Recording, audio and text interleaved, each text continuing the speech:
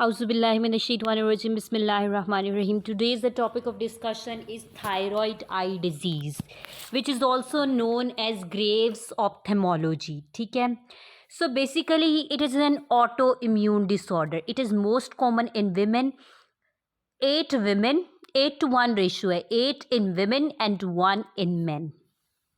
ठीक है. अब इसकी पैथोजेनेसिस क्या है?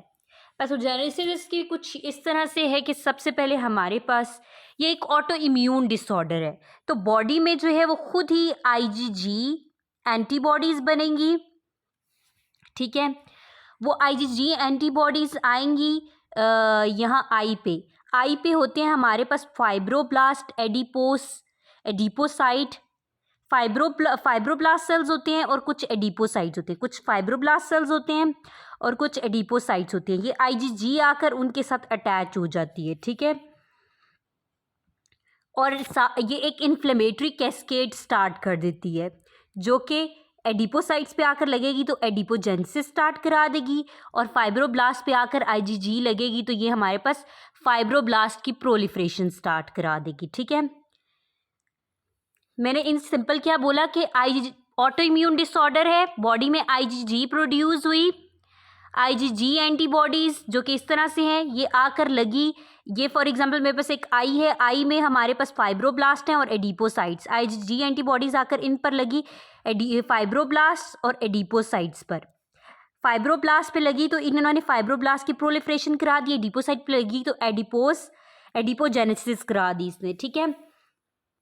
अब जब जाहिर है फाइबर्स भी ज़्यादा ग्रो करेंगे और एडिपोस टिश्यू भी, तो जो हमारे पास एक्स्ट्रा ऑक्यूलर मसल्स हैं वो इनलार्ज हो जाएंगी. तो हमारे पास जो एक्स्ट्रा ऑक्यूलर मसल्स हैं वो इनलार्ज हो जाएंगी, जो कि जैसे superior, medial, lateral, inferior rectus, superior oblique and inferior oblique, ये सारी की सारी जो है ये हमारे पास इनलार्ज हो जाएंगी. ठीक है. स्पेशली हमारे पास जो ज़्यादा इफेक्ट आएगा, ज़्यादा इनलार्ज जो है वो मीडियल रेक्टस और इंफीरियर रेक्टस होंगी. मीडियल एंड इंफीरियर रेक्टस ज़्यादा इनलार्ज होंगी. अब जब मीडियल और इंफीरियर, ये देखें ये इकाई है इसकी, ये मीडियल रेक्टस और ये इंफीरियर रेक्टस ज़्यादा इनलार्ज हो जाएंगी, तो ऐसे एक्स्ट्रा ऑक्यूलर मसल ज़्यादा इनलार्ज हुई तो ये बाहर को निकालेंगी तो प्रोप्टोसिस हो जाएगी. ठीक है. इसके प्रोप्टोसिस हो जाएगी. अच्छा, इसके अलावा हमारे पास क्या होगा कि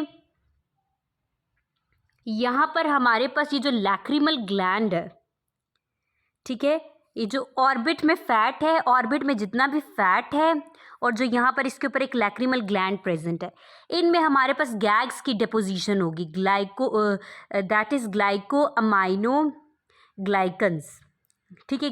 ग्लूको अमाइनो ग्लाइकन्स, गैग्स की डिपोजिशन होगी, और साथ में जो है वो हमारे पास वाटर अंदर आएगा, रिटेंशन ऑफ वाटर होगी, जिससे हमारे पास जो और प्रेशर है इंट्रा ऑर्बिटल प्रेशर वो इंक्रीज हो जाएगा. इंट्रा ऑर्बिटल प्रेशर इंक्रीज हो जाएगा. ठीक है.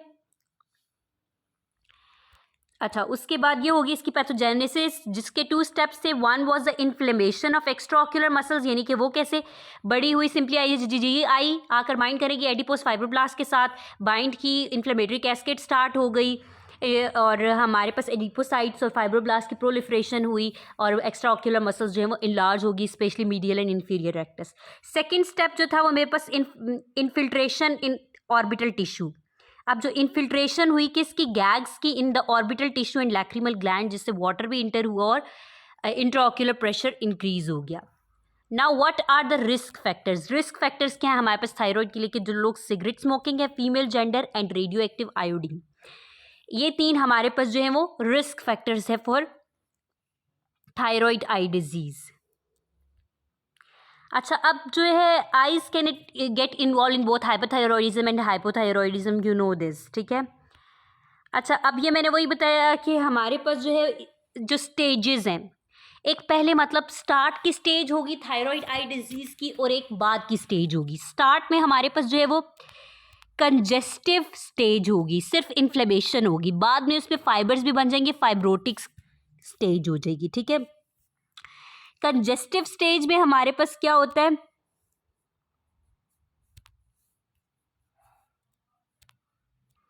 अच्छा, जो कंजेस्टिव स्टेज है इसमें सिर्फ हमारे पास लिम्फोसाइट्स एंड फाइब्रोब्लास्ट आए हुए हैं और इस तरह से आई जो है वो बहुत रेड सी होगी और पेनफुल। फिर हमारे पास जब फाइब्रोसिस हो जाएगी एक्स्ट्राओक्यूलर मसल्स की, उनके साइज इंक्रीज होगा, hypertrophy and fibrosis of extraocular muscle, तो ये पेन लेस हो जाएगी और मोटिलिटी डिफेक्ट, आप मूवमेंट्स में हमें प्रॉब्लम होगी। पहले सिर्फ पेन थी और रेड आई थी, अब मूवमेंट्स में प्रॉब्लम हो गया और पेनलेस होगी। ये हो गया फाइब्रोटिक स्टेज, ठीक है। अच्छा, अब आगे हमारे पास आगे क्लिनिकल मैनिफेस्टेशंस। क्लिनिकल मैनिफेस्टेशंस क्या होंगी? कुछ सिस्टेमिक सिम्टम्स होंगे और कुछ जो है वो हमारे पास ऑक्यूलर सिम्टम्स होंगे। कुछ सिस्टेमिक सिम्टम्स होंगे और कुछ ऑक्यूलर सिम्टम्स होंगे। सिस्टेमिक सिम्टम्स में हाइपरथायरॉइडिज्म के हमारे पास क्या हो गया? लाइक वेट लॉस है, sweating, heat intolerance, tachycardia.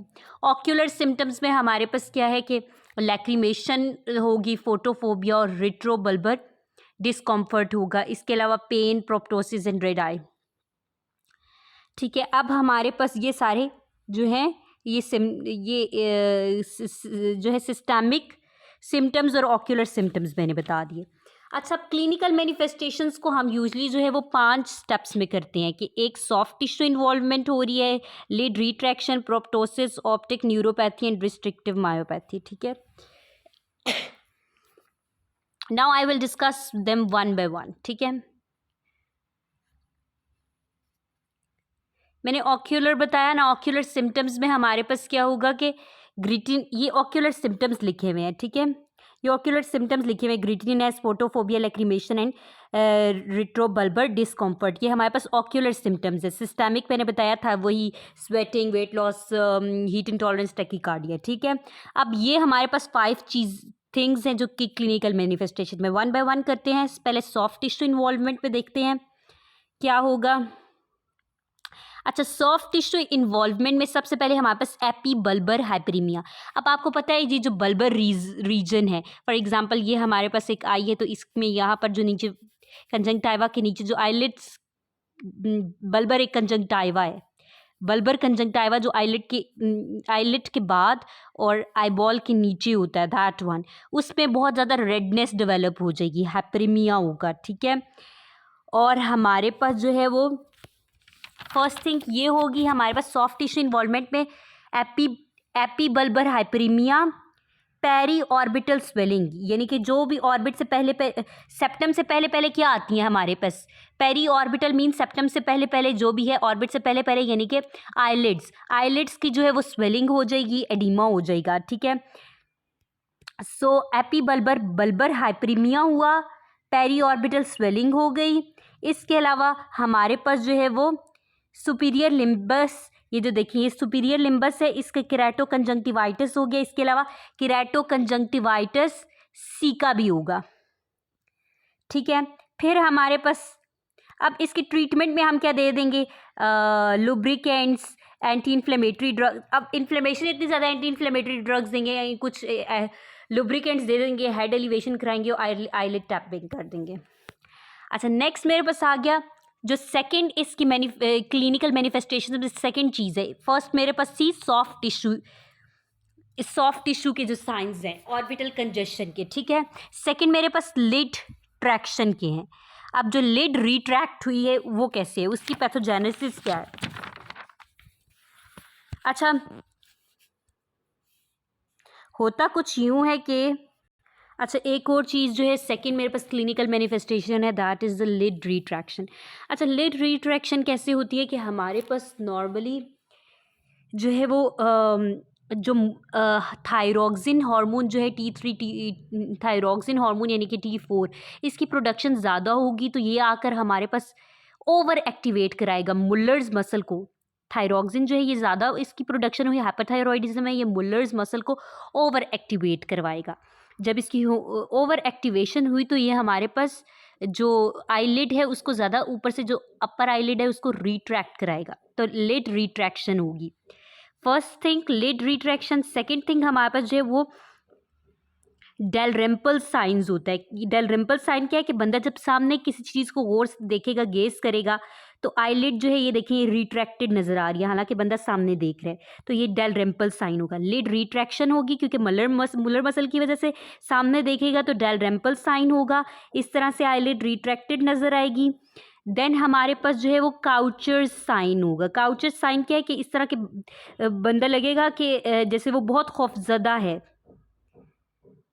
Attentive fixation लग रहा होगा। देन वी हैव कौन कौन से हो गया, retraction of upper eyelids, Dalrymple sign, Kocher sign number 3, और नंबर 4 क्या है, von Graefe sign. Von Graefe sign क्या है कि इसको हम लिड लैग साइन कहते हैं, लिड लैग साइन, ठीक है। वॉन ग्राफिस साइन को हम लिड लैग साइन भी कहते हैं। ये देखें, इसमें क्या होता है कि हमारे पास जो है वो बंदा ऐसे लगेगा जैसे मेंटली रिटार्डेड है और उस इस तरह लोअर गेज आएगा, अपर आईलिड उसका डाउन मूव किया होगा, लिड लैग। ये चौथा होगा वॉन ग्राफिस साइन। और पांचवी एक और चीज़ होगी कि वो बंदा इनफ्रीक्वेंट ब्लिंकिंग करेगा, हर थोड़ी देर बाद ब्लिंकिंग कर रहा होगा, जिसको हम कहते हैं स्टिल वैग साइन। इनफ्रीक्वेंट ब्लिंकिंग को हम क्या कहते हैं, स्टिल वैग साइन, ठीक है। ओके, अच्छा अब हम इसकी मैनेजमेंट कैसे करेंगे।